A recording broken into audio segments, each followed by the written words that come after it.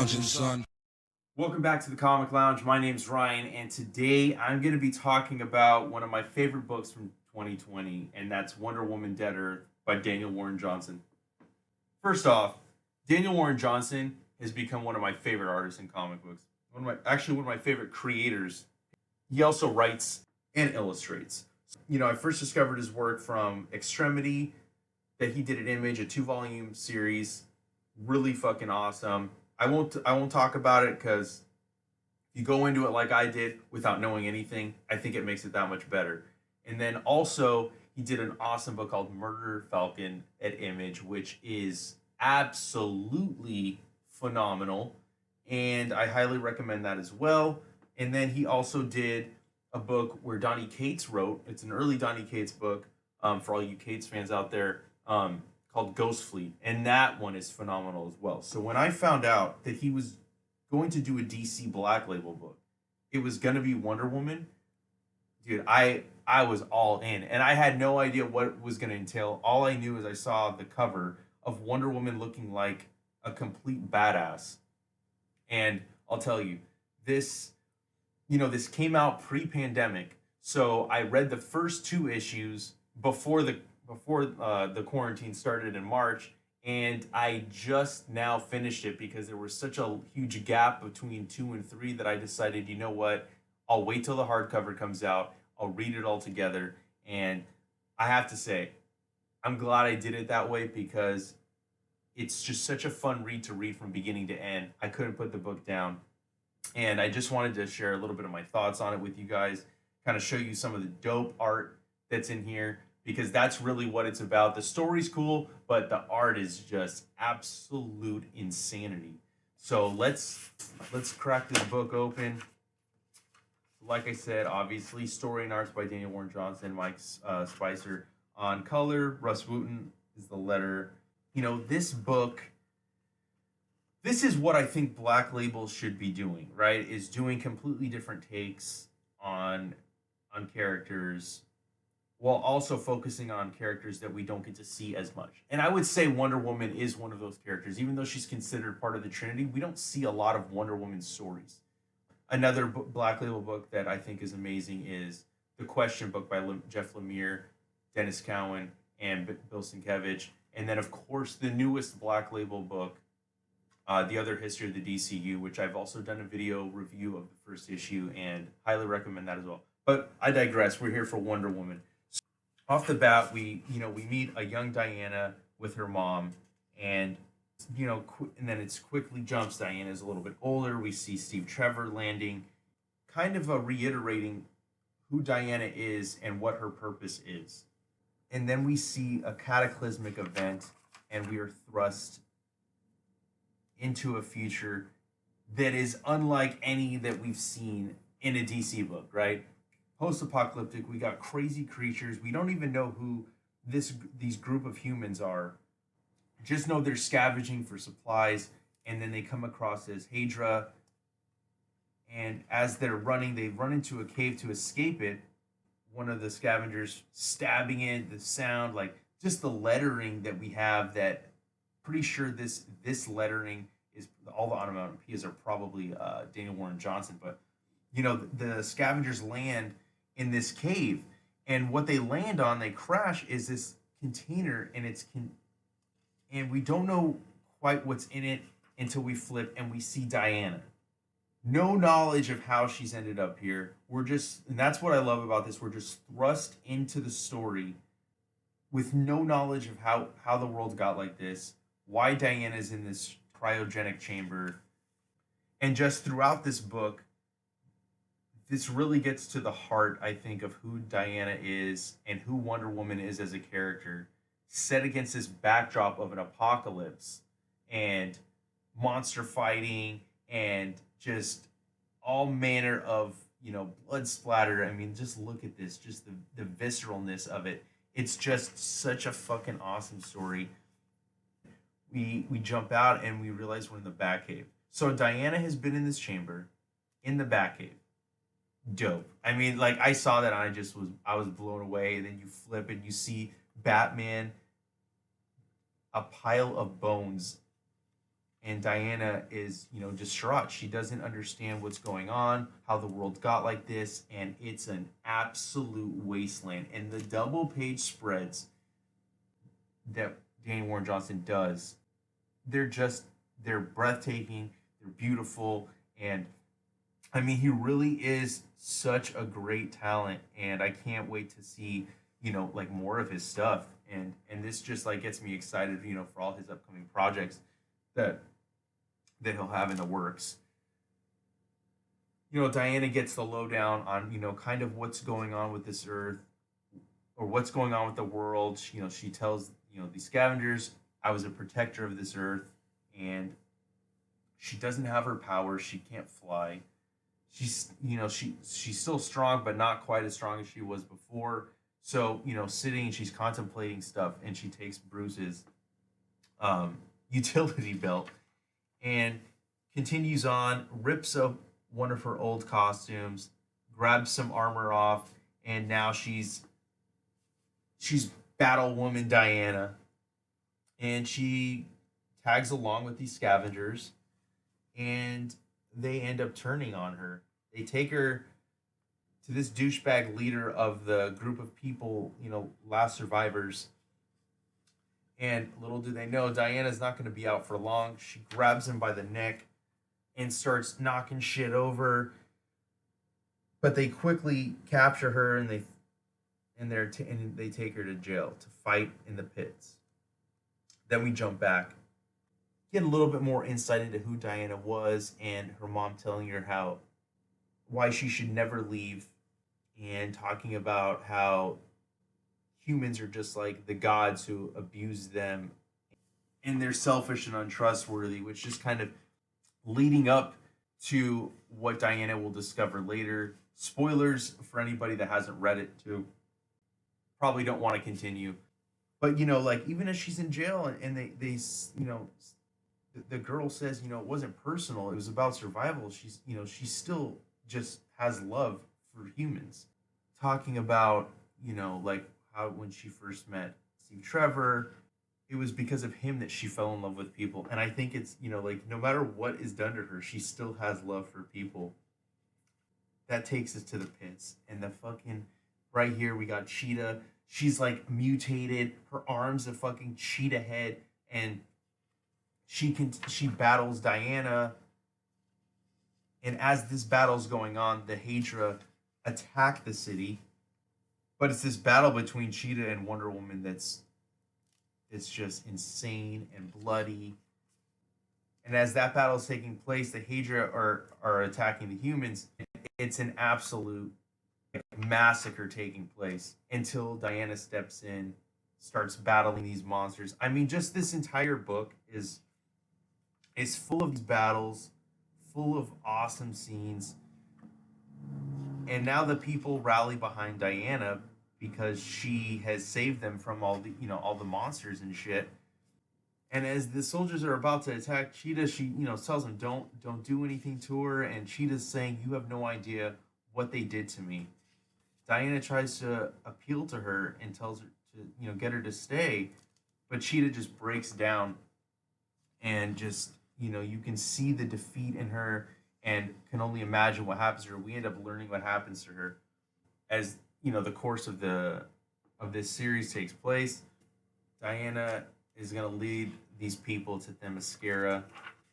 More backstory with Nubia training Diana. We learn a little bit more of how Diana came to be with, in this version at least, Hippolyta invited all the gods, basically drugged them, and took a drop of blood from each of them to create Diana, and wanted to make sure that Diana would always be able to protect herself from anything.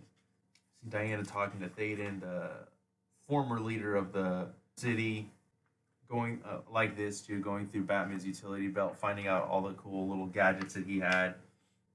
The scope of this world is just really awesome to see through this art, man. It really is just an action-packed story full of breathtaking art, and I really enjoy this version of Diana. I wouldn't mind to kind of, if we got to revisit this world, I think it would be really awesome. And this is where we see that Diana's gauntlets are not just to deflect bullets. These limit her powers so that she can never lose control, which ends up being a huge thing as we go forward. This fucking monster, dude, it's just insane.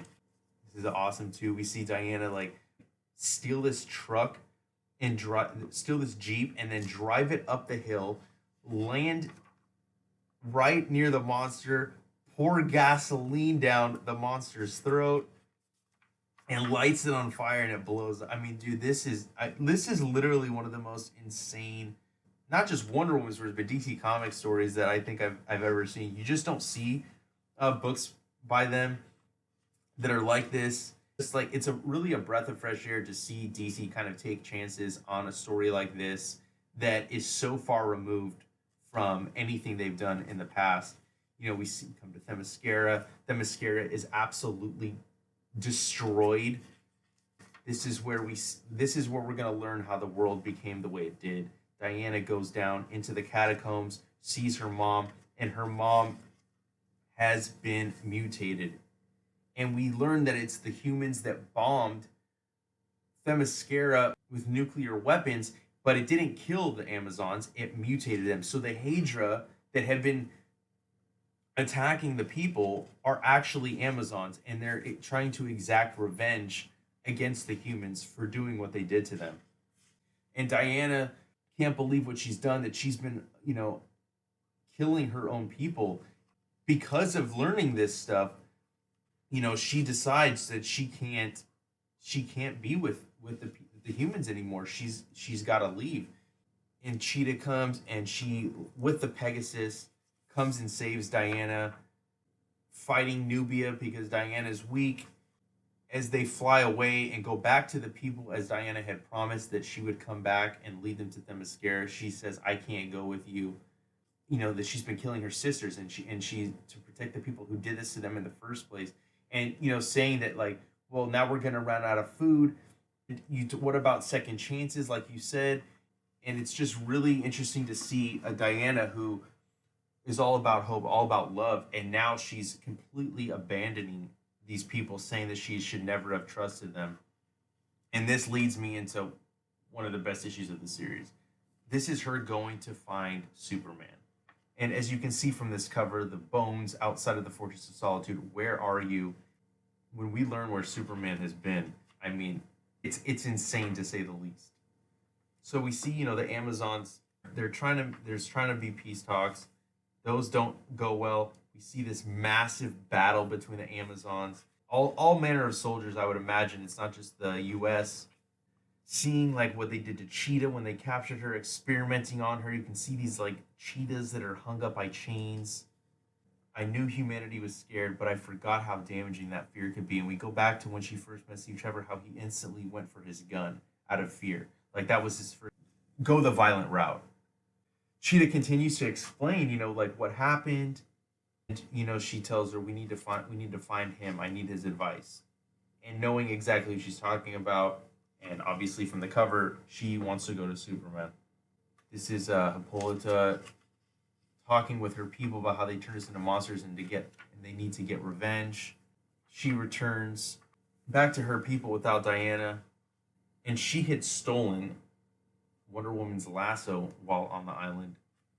And she uses it to like quit lying to us, tell me the truth. And then we see Thaden actually had a change of heart once he saw Wonder Woman. So she still had that profound effect on people. And I like that that's how it's showcased in the book, is that even though Wonder Woman has lost her faith in people, she has instilled a faith in them and making them want to do better. And this is one of my favorite pages too, is this double page. We're at the Fortress of Solitude and there's the pile of bones. Save us. Come back. Just like, so you can only imagine what had taken place to lead to these people coming to Superman. She's greeted by a Superman robot, and this is where we see Superman, again, a pile of bones, with the robot saying, "You killed him," and just a hole in his chest. And then we're taken back. Superman's fighting in the war with the Amazons. pissed off when he sees all these nukes being fired at Themyscira, breaking into the war room. What have you done? And Diana, with her people, have no choice but defend their people. And Diana's gauntlets are taken off, and we see Diana just go to town, destroying all of them. But she misses one, destroys Themyscira, and it sends Diana spiraling. Superman comes to apologize, and you can see the rage and the lightning crackling off her due to obviously to Zeus's blood that's in her, and the rage with which her battle with Superman takes place is on par, I would say, with the Batman Superman fight in Dark Knight Returns. Just brutal and bloody, and the punch to the face, Superman grabbing her by the neck. Probably one of the best fight scenes I've ever seen in comics. I would even say it's in my top five, and that's saying something considering how many comic books I read. But this is just page after page of a bloody, brutal battle that ends up at the Fortress of Solitude. She grabs the kryptonite, and as Superman's begging, throws the kryptonite and punches him straight through the chest. And Diana, learning of all this, is like, she can't believe what she had done, what she was driven to do. And learning that, Bruce had activated this robot to help her when she would eventually come. And when, the scavenger girl comes back, Diana says to leave us. And she uses the lasso to get the truth from Diana, saying, I tried my best. And, admitting that she felt scared and that she couldn't trust humankind anymore. What a powerful line here. Even gods are broken inside. Diana asks her if there's any way for them to trust each other again, and she says no. And Dee gets a mysterious box from the Superman robot that will become important as we go forward.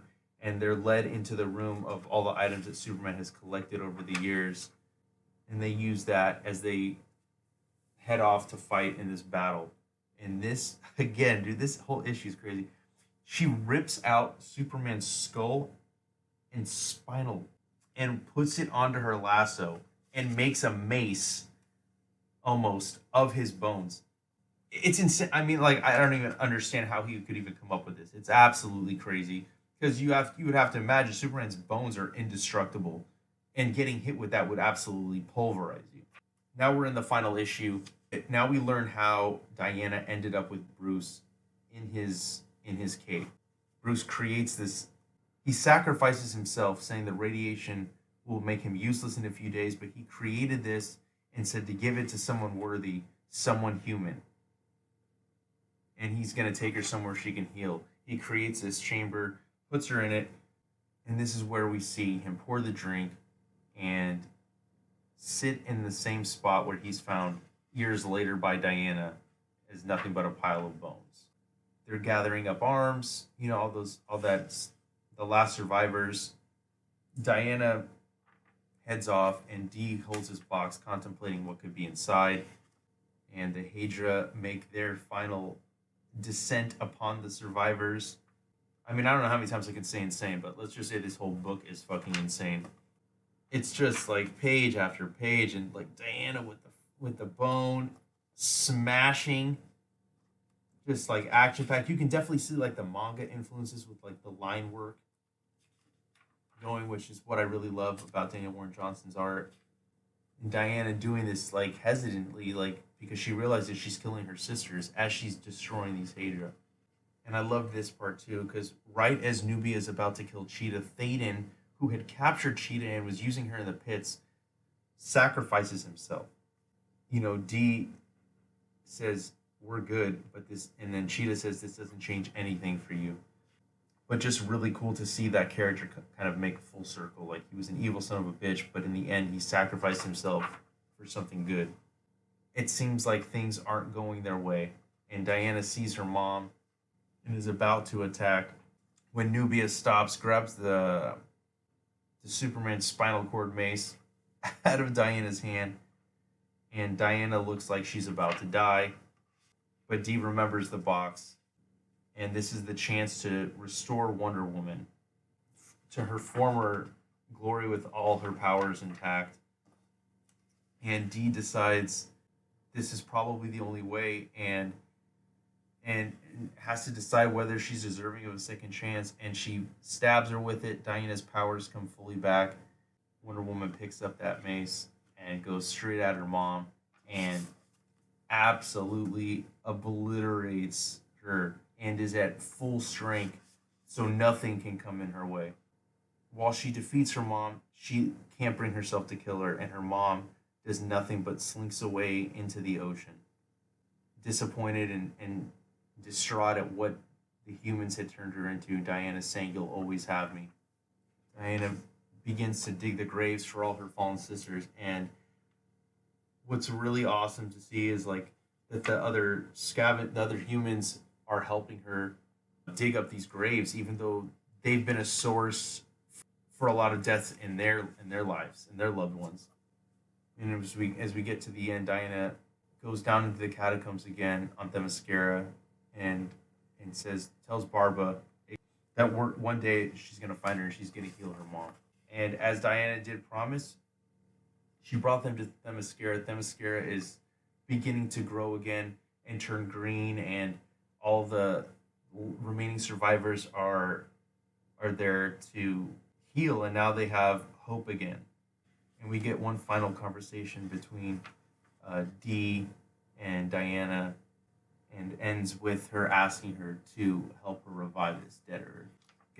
Get all the variant covers, the B covers for the series, some sketch work. This is just an awesome book. Highly recommend you picking it up. It was one of my top picks for 2020. Probably, I mean, now when people ask me for a Wonder Woman book, this will probably be the first book that I recommend them. And I recommend it to anybody watching or listening. It's an absolutely phenomenal book. And if you're not already following us, make sure you follow us on Facebook, Twitter, and Instagram at The Comic Lounge. Like, follow, and subscribe to the YouTube channel. Hit that bell icon so you're notified every time a new video goes up. And on that note, I'm out.